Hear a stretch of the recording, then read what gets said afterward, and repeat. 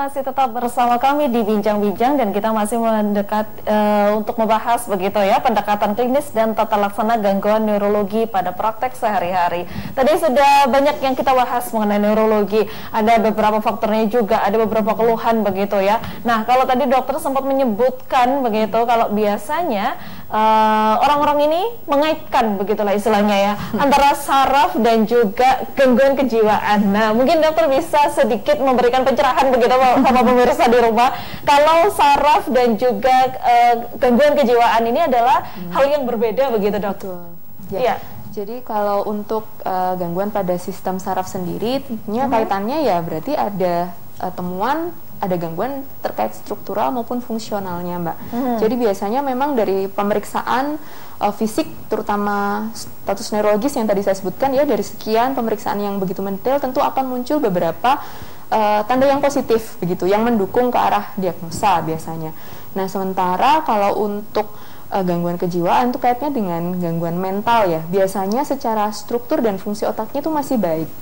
Jadi biasanya memang tidak jarang juga kita juga menemukan beberapa gangguan pada sistem saraf yang menyerupai seperti gangguan jiwa. Misalnya pasien-pasien dengan penurunan kesadaran, mungkin pasiennya jadi gelisah, marah-marah, mungkin kadang ya mengeluarkan kata-kata yang tidak senonoh, mungkin seperti itu ya, hampir mirip. Tapi memang ternyata setelah kita gali riwayatnya, kita lakukan pemeriksaan lebih lanjut, ternyata memang ada gangguan di struktur dan fungsi otak yang menyebabkan pasien menjadi seperti itu. Nah, itu biasanya memang ranahnya spesialis saraf. Kalau misalnya memang untuk gangguan mental biasanya pada pasien-pasien yang biasanya sudah kita buktikan secara struktur dan fungsi otaknya tidak ada gangguan, mungkin muncul perilaku-perilaku yang sifatnya mungkin kaitannya dengan gangguan mental ini. Nah, itu biasanya lebih kita rujuknya ke spesialis kedokteran jiwa, SPKJ ya biasanya. Oke, nah ini jadi memang hal yang berbeda begitu, tapi perlu dikaji juga begitu ya. Kira-kira ini memang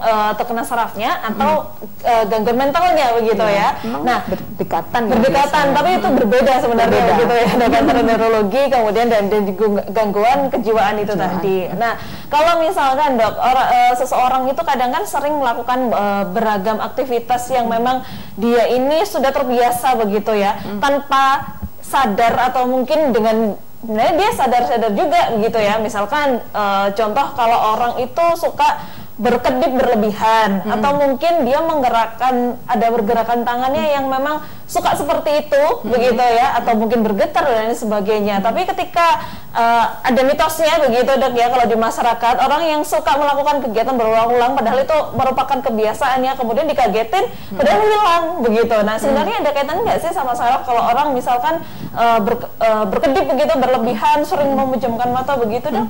Iya, jadi kalau kondisi-kondisi seperti itu memang biasanya kita akan evaluasi apakah ini merupakan suatu gangguan gerak yang tadi saya sudah sempat katakan contohnya ya, mungkin macam-macam untuk manifestasinya yang muncul, bisa seperti kedutan, bisa tadi ada keluhan seperti sering berkedip seperti itu ya, atau mungkin seperti tremor ya, seperti getar mungkin di tangan, di kedua tangan mungkin, atau salah satu tangan saja, atau mungkin di ekstremitas bawah di kaki, itu biasanya memang kaitannya dengan gangguan gerak. Jadi biasanya kalau dievaluasi lebih lanjut kita bisa menyimpulkan dari sekian diagnosis banding, diagnosa mana yang paling cocok untuk pasien tersebut. Memang biasanya kalau seperti keluhan-keluhan yang Mbak Irma sebutkan tadi, biasanya kaitannya ada hubungannya dengan gangguan pada sistem saraf. Tapi yang manakah itu? Nah, itu biasanya memang kita perlu evaluasi lebih lanjut ya Mbak ya. Oke, karena memang yang kita ngomongin saraf dari tadi begitu ya, banyak ternyata begitu ya. Setiap kali bagiannya perlu tata laksana yang berbeda juga itulah ya. Jadi memang kalau kita sering merasakan kedutan, kemudian sering bergetar atau seperti apa, nah itu memang perlu pengajian yang lebih lanjut supaya tahu, dan juga untuk proses penyembuhannya juga semakin tepat begitu ya, jangan sampai nanti kita salah diagnosa begitu. Nah, kalau kita ngomongin tadi saraf kejepit begitu dok, nah ini ada yang sering juga ngomongnya kecetit begitu ya, kadang di area punggung atau mungkin pinggang. Nah, itu juga ada kaitannya nggak kira-kira untuk masalah kecetit ini tadi? Jadi itu lagi-lagi masalah istilah ya. Jadi kecetit itu kan biasanya seperti apa ya yang disampaikan pasien, mungkin rasa seperti semacam keseleo, mungkin bisa semacam rasa tertarik. Nah, itu biasanya kita lakukan pemeriksaan memang ada hubungannya dengan saraf atau tidak. Karena biasanya paling sering pasien datang dengan keluhan kecetit, keseleo gitu ya. Itu paling sering memang yang terganggu adalah ototnya. Biasanya mungkin ada kontraksi otot yang berlebihan, ada spasme otot yang berlebihan, yang mengakibatkan akhirnya muncul rasa seperti tertarik, rasa tegang gitu ya, biasanya di daerah pinggang, mungkin seperti itu yang paling sering dirasakan. Mungkin pasca ada aktivitas tertentu yang mendahului, mungkin jatuh dan sebagainya. Biasanya memang kalau tidak kita temukan dari pemeriksaan status neurologis ada tanda-tanda atau istilahnya tes provokatifnya tidak mendukung pada gangguan pada sistem saraf, bisa jadi memang itu bukan saraf yang terkena, tapi mungkin di luar dari sarafnya, mungkin struktur lain seperti otot itu sendiri biasanya.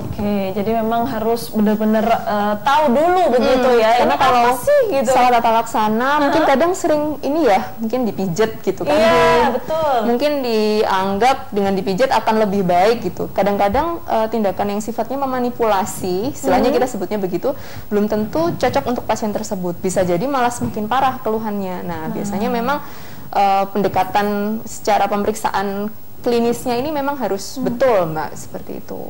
Jadi memang paling benar begitu pemirsa ya, itu memang di-sharingkan dengan orang yang paham begitu ya. Betul. Kemudian kita sharing sama orang nggak paham, penanganannya nggak tepat, kitanya sendiri yang rugi karena itu akan jadi semakin parah begitu. Nah, kalau sekarang Dok, ini kan kita memang ada di masa pandemi seperti ini ya, orang itu kadang ada rasa kekhawatiran ataupun takut untuk ke rumah sakit begitu ya. Kalau untuk pemeriksaan begitu ya, mau ke rumah sakit aja udah, aduh takut, nggak mau ke rumah sakit dan lain sebagainya karena takut tertular corona dan lain sebagainya. Nah, ini kalau di polineurologi sendiri ada perbedaan nggak sih kira-kira penanganan begitu di masa era pandemi seperti saat ini begitu?